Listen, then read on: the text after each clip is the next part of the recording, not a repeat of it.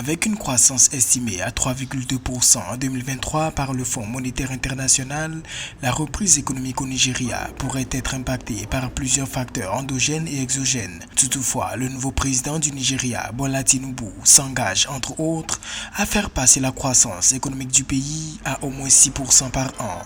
Il convient de rappeler que les conditions socio-économiques restent difficiles au Nigeria. En ce qui concerne l'économie, nous visons une croissance plus élevée du PIB et une réduction significative du chômage.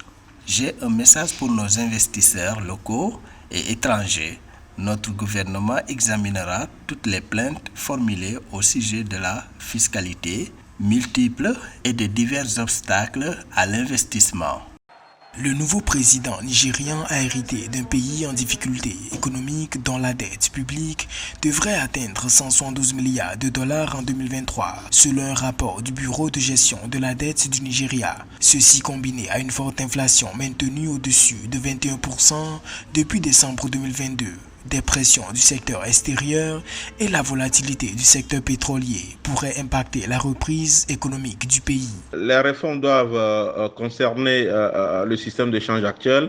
Les finances publiques, vous savez, lorsqu'on compare les indicateurs de corruption ou bien de gouvernance en général, le Nigeria démontre qu'il y a beaucoup à faire dans ce sens-là. De même que l'inflation, la forte inflation dont on fait face ce pays et l'ensemble des pays africains et nombre de pays dans le monde entier, il va falloir que le Nigeria développe des stratégies pour pouvoir juguler cette inflation et voir dans quelle mesure réorienter la politique de développement du pays pour pouvoir permettre une croissance qui puisse permettre le développement. Bola Tinubu, le président nouvellement élu au Nigeria, entend atteindre ses objectifs de croissance grâce à une réforme budgétaire, une augmentation de la production d'électricité et une amélioration de la sécurité alimentaire.